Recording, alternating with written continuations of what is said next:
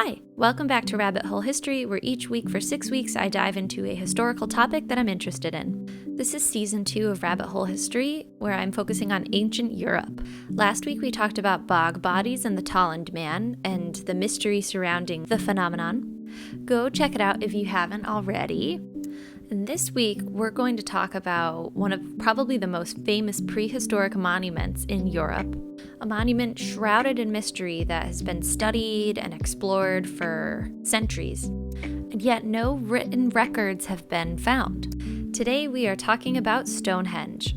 So let's just jump right back into it. Welcome back to Rabbit Hole History. Stonehenge is a huge prehistoric monument on the Salisbury Plain in Wiltshire, England. The most prominent feature of the monument are these large standing stones all placed in a ring and connected by other stones sitting on top of them horizontally. It's believed that Stonehenge was constructed about 4,000 to 5,000 years ago between the years 3000 and 2000 BC. But that's just one part of the whole monument. We'll talk about the big stones that we all know and recognize in a little bit, but there's a lot more surrounding this area that makes up what is the entire Stonehenge. There's a lot more surrounding monuments and buried structures that have been discovered in the area. The earliest of which is what the English Heritage website describes as an area of about 4 to 5 pits, which seem to have large pine totem pole-like posts that may have been erected during the Mesolithic period, which would mean these were built between the period of 8,500 and 7,000 BC. This was actually more of a recent discovery made in 2013. This site was discovered approximately a mile from Stonehenge, and it was buried underneath the tourist center parking lot. That's definitely a potential future rabbit hole season. What magnificent ancient history has been discovered underneath modern-day parking lots?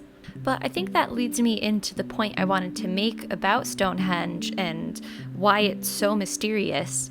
There's really no written records or depictions, pictures, anything really to explain why this is here. I think historians and archaeologists have a general sense of what everything meant, but especially when you compare it to a civilization like ancient Egypt, which was so well documented and preserved, this just is so unknown. But they're pretty sure that at least this oldest part of the monument is a site for religious rituals. This site, along with Stonehenge in general, is very connected to lunar and solar measurement. The arrangement and the alignment of the posts and the stones line up with summer and winter solstices. Solstices? Solstice? What's the word for that? Okay, it's solstices. I checked it out.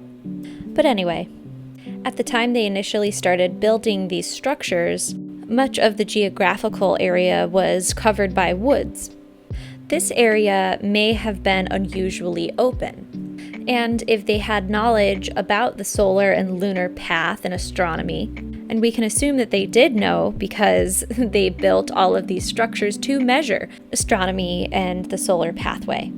And so with this potentially open area, the next observable development at the site was what was called a causewayed enclosure, which is a man-made earthwork that a lot of ancient peoples, especially in the Neolithic period, made, particularly in Europe.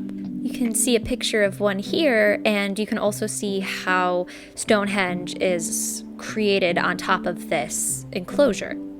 And from there are 3 main segments in Stonehenge's construction history that archaeologists divvy it up into.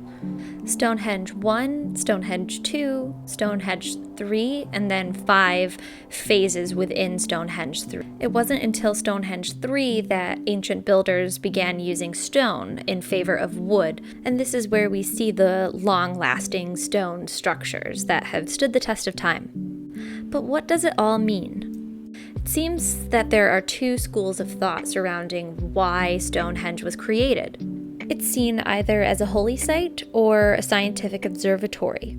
However, both theories are based on the fact that there's celestial significance to the site. As we've discussed, the formation and location of all of the structures at Stonehenge help show and predict astronomical events like solar eclipses and winter and summer solstices.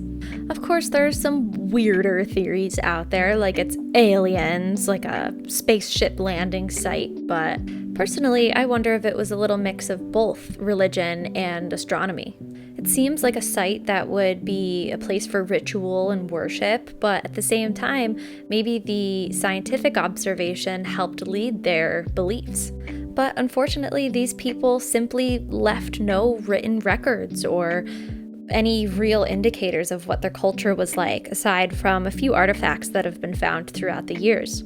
And what has been found that could indicate what people were like around Stonehenge, the artifacts weren't really found at Stonehenge. What's mostly been found there are human remains and basic tools and pottery. But I think that's where we're going to wrap up this week's Rabbit Hole History Dive. What do you think? What do you think Stonehenge was intended for? Religion or scientific observation? Both? Something outrageous like aliens? Let me know what you think. There's something really fascinating about something so iconic and recognizable, and just the fact that we know not much about it. There's no written record as to what this could mean. It's odd, but it's really cool. Have you ever traveled to Stonehenge? Let me know if you've ever gotten the pleasure or fortune to actually see the site. Did it instill some kind of feeling in you? Did you get a sense of what it could have been when you were there? Again, let me know. And thank you again, as always, so much for watching and making it this far out into the video.